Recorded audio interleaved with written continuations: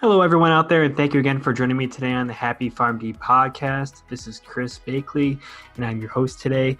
In today's interview, we're going to speak with pharmacist Dan Shifrin, who is actually currently retired, but he did begin his career initially in retail and migrated to hospital and even had some teaching roles along the way in his career, and finds himself today writing blogs for the Happy PharmD.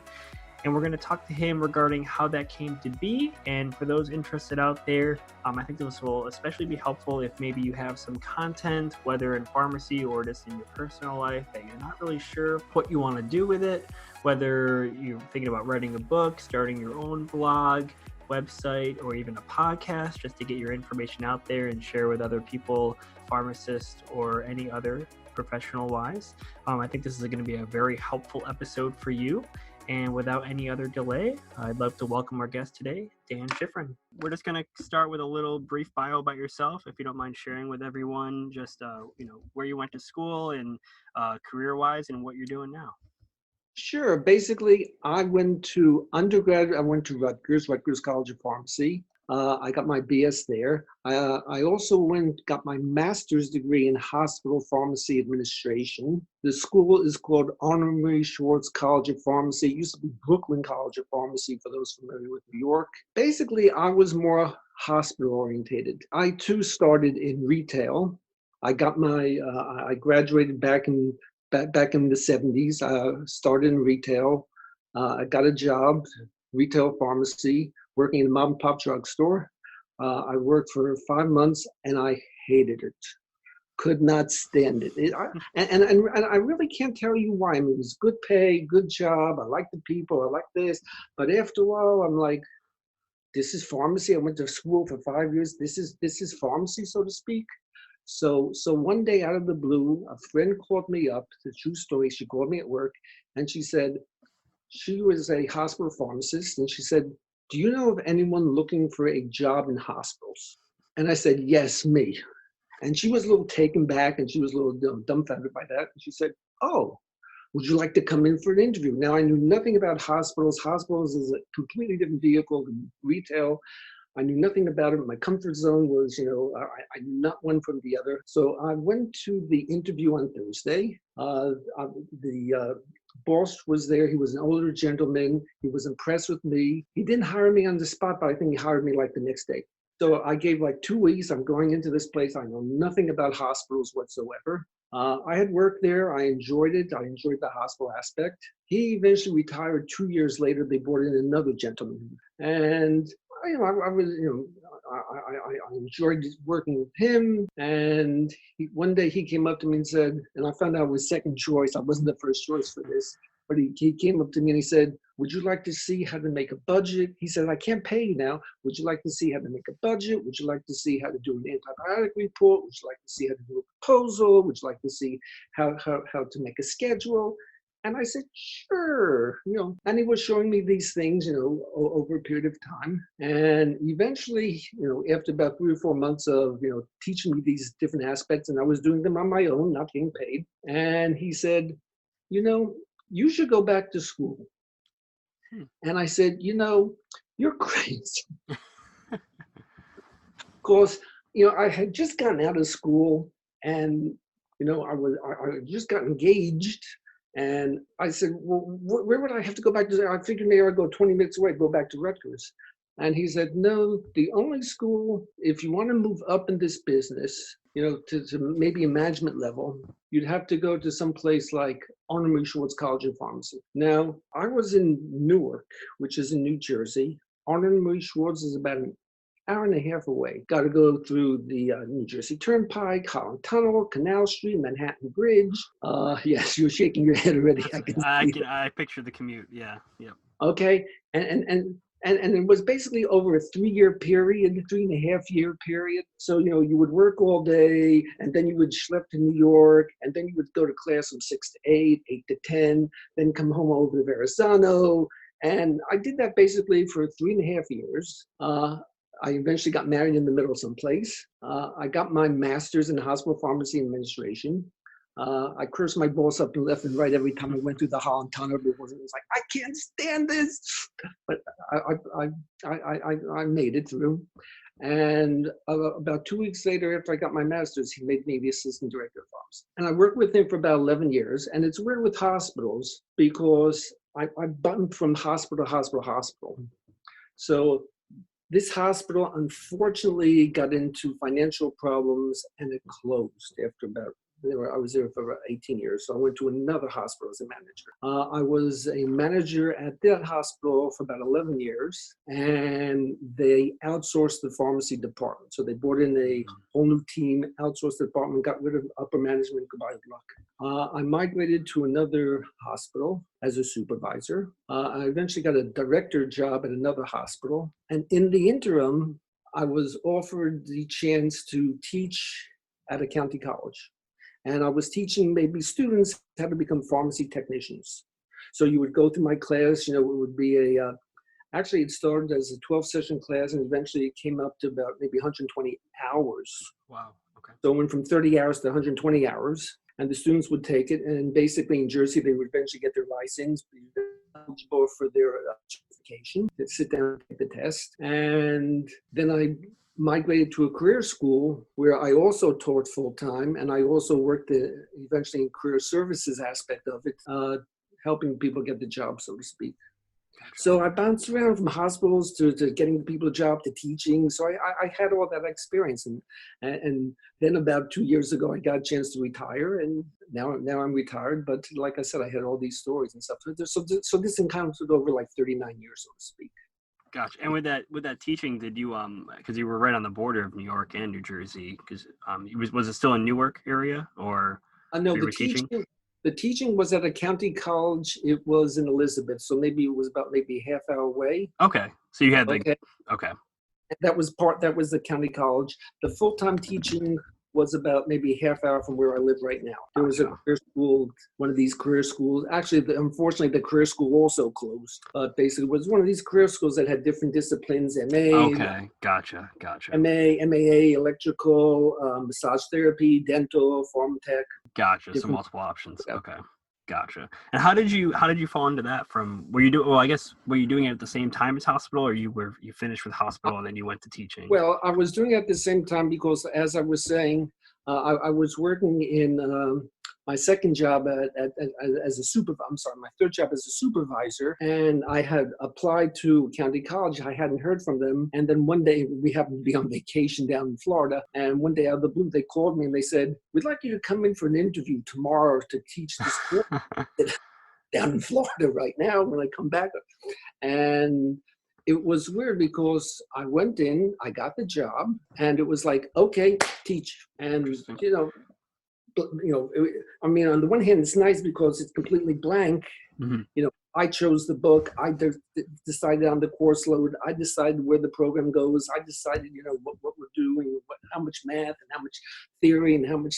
But it was like, okay, you set it up the way you want to, which was really nice. Yeah. So again, we started with I think 30 hours, 12 sessions, and came up to 30 hours. Eventually, we kept enlarging it because 30 hours, which seems like a lot of time, isn't a lot of time. Not to cover all the material, yeah. Math, to put law, to put the theory, to put the drugs, to put pharmacology, wasn't enough time. So eventually, we came out to 120 hours. And as a result of that, the full-time county college job eventually opened up. And did you sorry to interrupt you there. Did you always want to teach, or was this something that you sort of tried? I always wanted to teach. As part of a hospital pharmacist, as part of a manager, I enjoyed the teaching aspect. Gotcha. So basically, new pieces of equipment comes in. Hey, staff, come on, we're going to show you this. We're going to show you this new computer system. So I enjoyed the teaching aspect, standing in front of the class and showing them. And I was also very good in math and all of that, and teaching math and stuff like that. So in the IV room, teaching people math or teaching people, it's theory or where the drugs come. So even giving lectures to like nurses or different disciplines, I had always been awesome. Gotcha. Enjoying that. So it was a natural when the position came open. Let's go teaching. So I went from management to pharmacy management to teaching to career services, so to speak. Gotcha. I mean, and that's probably a nice change of pace too, from being out of the pharmacy a little bit and more just kind of being able to control it a little more and kind of design it the It, way you want. it was very nice because, like I said, you see the success of the people more, and it was nice having that luxury of, I'm going to do something, for me, so to speak. Even though I'm doing it for you, and you're the one learning, and you're the one teaching, but I'm doing something that I enjoy between teaching and that's why something like this now, having the writing aspect, comes out well. Absolutely. Well, yeah, and that's a great segue. So I guess for those out there who are maybe not sure what they want to do next career-wise, or maybe they want to just have additional career on the side that's something that they're passionate about or start a hobby. Now you write blogs. How did you fall into that? How did I fall into the blog category? Basically, I always enjoyed the writing aspect. Okay, I've always enjoyed writing stories, but most and basically I write lighthearted fluff. So if you're looking for something clinical, like not that I'm putting it down or something like that, but if you're looking for something like clinical and really heavy, that's not me. Okay, so I would see something in the pharmacy, or I'd see something happening in the pharmacy and stuff like that. And I'd say, hey, I got to write that down. I don't know when I'm ever going to use it, but I'm going to write that down. So as I said, I had this whole packet when I retired of pages and pages of little stories and little things that happened to me, happened to pharmacy, happened to career, in the career aspect and stuff like that. And basically, I guess pushing them all together, meshing them all together, I was able to contact Alex. And he gave me the opportunity basically to put them in type of a blog form where on a monthly basis, I'm sending him an article and he's publishing it, which is really nice on the Happy Farm D aspect. Awesome. And I mean, I know you said you kind of jotted those ideas down over the years. Were you planning on doing something with them, or did they kind of fell on the opportunity? The theory is one day you have to write a book. Gotcha. Or one day you seem to going, oh, I have all this information, all these stories. One day I should write it. And I guess that goes with any career, so to speak. Mm-hmm. So formally, did I have an aspect at the time, back, at when my hospitals to do? Probably, maybe not. Yeah.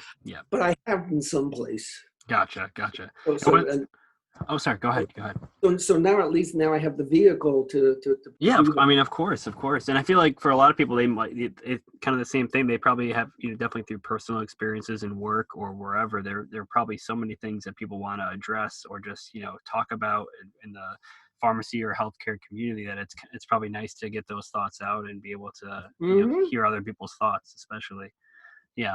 And I mean, in terms of you starting your blogs, was it a pretty easy transition for you to write each one and turn it into a mini story, or? The first ones were tough because, like I said, you don't know where you're going or how you're going to blend them or how you're going to, what page length, what requirements, what Alex is looking for, so to speak.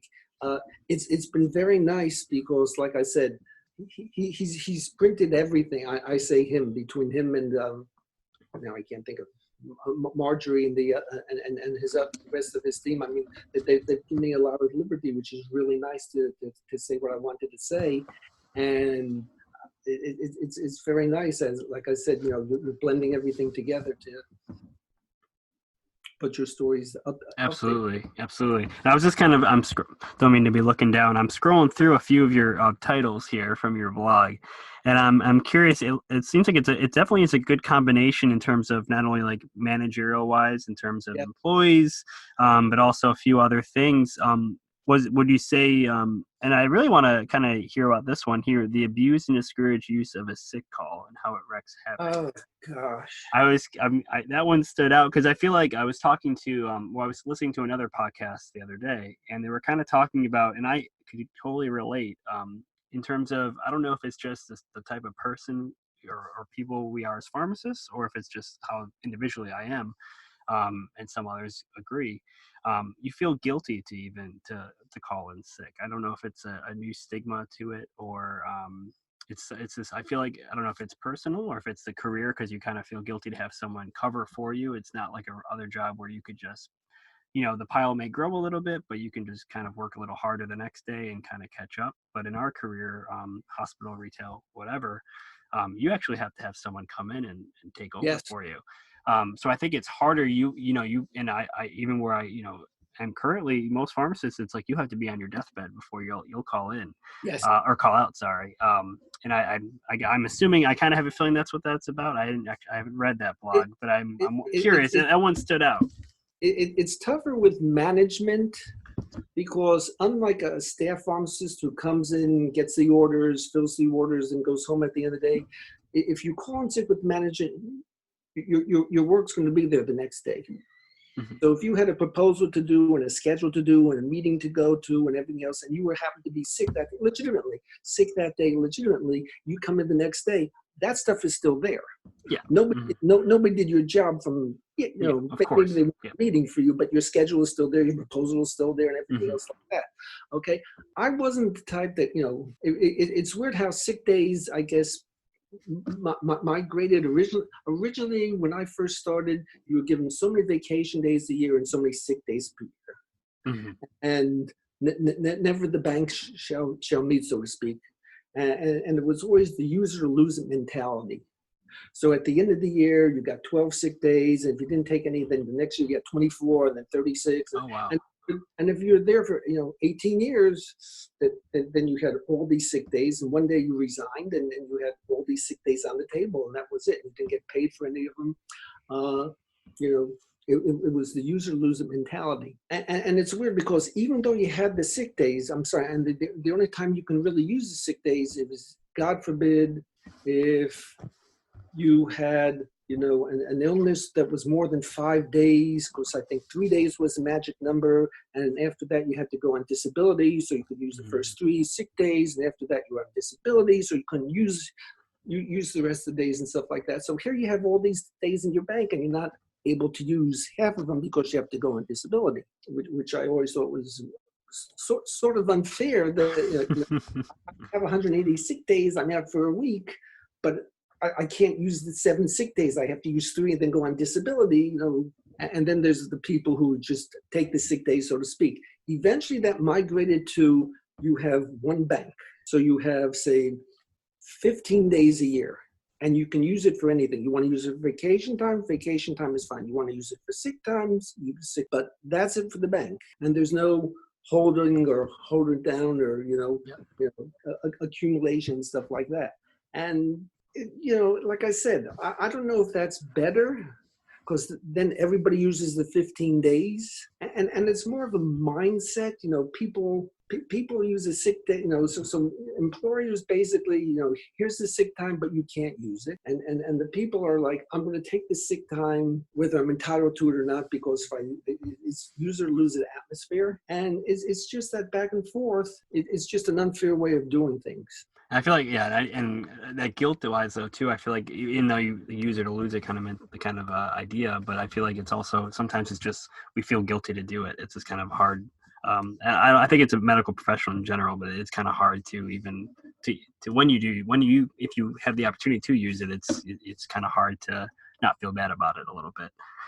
And it's weird. It depends on this, and what you said originally was right also, because I'm thinking, okay, now we had like 3 shifts during the hospital. We had a day shift, like 7 a.m. to 3. Mm-hmm. We had 3 p.m. to 11. We had 11 to 7.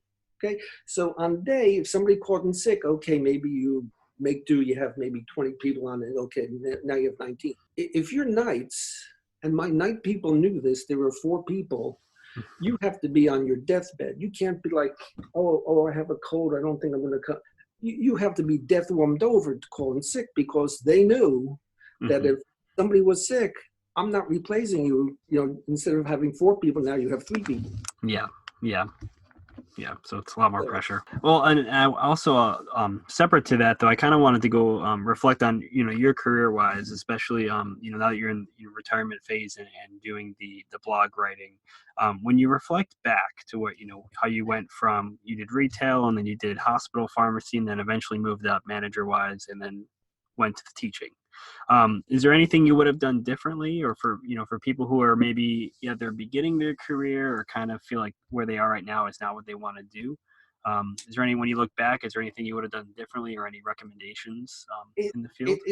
It's weird, because looking back, I mean, Alex wrote a book called Indispensable, and he asked me to review it also. And I found as I was reviewing his book, reading his book, reviewing his book, that a lot of his concepts I basically did without knowing them. Okay. Okay. So basically, he had things like guaranteeing personal accomplishments, making it to school, lack of personal accomplishments, getting out of your comfort zone, getting coaches to tell you to get back to school. So basically, I would say you always have to, you have to be through for work. The 12-hour days, the 15-hour days, whatever. But you got to find something that you enjoy doing, whether it be writing. I enjoy poster sessions. I don't know if you're familiar with ASHP. ASHP basically has times where they open it for posters and people come down from across the country and design a poster, and it's usually on a concept, and you stand in front of your poster for like 3 hours. And I'm doing that. Okay, gotcha. Okay? And I networked and I met people through that aspect. Okay. I also collect pharmacy stamps, and I have a very large collection of pharmacy first aid covers and stuff like that. But very cool. You got to find stuff. My wife calls it Danny stuff, so to speak. But that's basically it. You can't just be work. And if you're tired of work, you got to find other stuff. You got to sometimes step out of your comfort zone. Is it going to be less money? Probably starting out. Okay. I know what a chain pharmacist makes. I know at times, my roommate was a chain pharmacist at a supermarket, and he was working like 12-hour days. He's the only one. There's no pharmacy technician. There's a phone. Everything's based on what he did last week. He's trying to make the numbers. He's making nice bucks, but he's working 15-hour days, 20-hour days, trying to get a day off, trying to get lunch. I know the story. And I offered him a job in a hospital, and it's about maybe 2/3 of what he's making, but at least, it's a different concept. So it's a tough thing when you're used to this money. You got to give up the job, or you got to change your job. It's like when I went from management of a hospital to teaching, or management to a career school. You can imagine management here, and here I'm basic, but. Yeah, well, I think you make a great point there. I mean, yes, I think especially, in the beginning of our careers with the student loans being so high, that price tag in terms of how much you're making is really dictates or has a huge, I would say, effect on which career choice you make. But in terms of, it kind of comes down to what's more important, your health and your enjoyment of your job, or making X amount of money more. And I feel like for me, like with burnout, like I was just saying with retail, it got to me to the point where I would come home and be either more stressed or just already kind of in a worse mood I noticed it. My wife kind of brought it up, and I'm like, I really need to step back for a second and, address it and think about it. And I think it makes a big difference in terms of you enjoying what you do, even if it's a pay cut. I think it's personally, I think it's worth it in terms of to enjoy, have a happier or better home life. Work-life balance is super important to me, and I feel that for a lot of pharmacists too, they're realizing that it's not all about the big paycheck. It's important to enjoy what you do, and also you want to be around long enough and not be stressed out for your whole career to enjoy it, right? You're saying. Yeah. I know, and especially now you said you had a 1-year-old or something like that? Yep, I do. Mm-hmm. So you don't want to do the 15 hours and come, okay, boy or girl? Girl. You don't want to come home at 15 hours and here you're exhausted. And, Exactly. And you want to be able to, the child's going to go up. Daddy, can you come to my school? Daddy, can you come to this? And you want to be able to be there for those things. It's tough to give up the money, because I know people have it and stuff like that. And at times I wish sometimes, it's funny when we talk about pharmacists, we're over here making money. And then I also taught pharmacy techs, which a lot of times are minimum wage. Mm-hmm. Mm-hmm. And don't get me started on pharmacy techs, because they knock themselves silly, so to speak. And at times we're paying them at least maybe $15 an hour, 4 years. But yeah, It's very hard. It's a very hard job. Absolutely. Well, I mean, what I kind of want to, just to wrap things up a little bit, I kind of wanted to come back to the beginning where I guess where you are now with the blog. And if for listeners, if they're interested in, starting a blog, what would be like a few things you'd recommend for just going for it, for just beginning that process? I know you said you kind of reached out to Alex to kind of get that, to learn about how to start it. But I guess in terms of for those who, maybe want to make connections or just kind of get that process started, do you have some advice for them just to begin writing? Well, definitely as far as writing, you sit and write anything. You see something happen at work, go home that night, keep a journal, write something down. I don't know when I was going to use it, but I saw something funny today, or I met a doctor today, or I saw something interesting in the pharmacy, or I saw something with, and you don't have to mention names and actual, dates and people. And I met this customer and she complained about this, and make a little story and stuff like that. Like I said, as far as starting the blog itself, the beauty was going to the library and talking to somebody.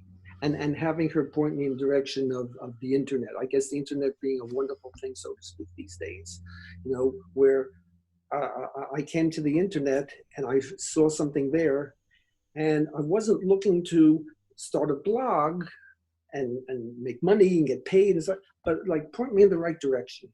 And most people will this is what you should do, or this is how you should start it. This is, and basically, these days, when I was growing up, or when I was during my career, a lot of times I was writing for pharmacy journals, so I would contact, Pharmacy Times, Drug Topic, okay. and any pharmacy journal I could find, and you could do that, or you could go on the internet, or you could find a local newsletter, maybe a newsletter associated with your establishment or a place like that, or a local city magazine. I know my town in Highland Park has, things in Highland Park, maybe right there. And it doesn't, don't be so concerned about the money aspect also. Don't say, well, gee, if I'm not going to get paid for it, I'm not. Write the articles, and do something basically to make yourself happy and establish yourself. Absolutely. Yeah, I feel like that even if you're so tired and burnt out at work, starting to do something that gives you passion, it'll make you happy. It's going to make a huge difference. Like I said, my wife always called it Danny stuff. But between the writing, between the poster sessions, between the pharmacy stamps, between the contacting people, between going to society meetings, find something that you enjoyed outside of the work aspect. And it doesn't even have to be pharmacy related. It could be anything. Yeah. If you enjoy skiing, basically joining a skiing club, contacting your friends and doing skiing, or if you're into fantasy baseball, if you're into regular baseball. Absolutely. Well, I really appreciate your time today, Dan. We got some really good information out here. I appreciate it so much. Thank you so much for being on the podcast. Thank you again for joining me today on the Happy PharmD podcast, guys. I really hope you took some valuable information from today's episode, from what Dan and I spoke about. I really think it's important that you do find joy in what you do, and it doesn't have to just be in the workplace, but I think it's also very important to find something that you truly enjoy and find passion in outside of the workplace, whether it's a hobby, writing a blog, a podcast, something that you absolutely enjoy doing outside of the workplace. I find that to be very important and crucial. Along with how stressful sometimes our work can be, it's important to have that process at home or during your free time to find something you truly enjoy doing and can also hopefully spread that joy to others. Along with what we talked about today, I just wanted to remind everyone to check out on the happypharmd.com/begin. We are holding a free web class. Again, that is free. You can just sign right up from that link, the happypharmd.com/begin. This is a free web class that's going to help explain to pharmacists how they can escape burnout, get job offers regularly, and finally take control of your career. So again, it is totally free. Just check it out on that website. And again, thank you for joining us today, and we'll see you on the next episode. Thank you so much.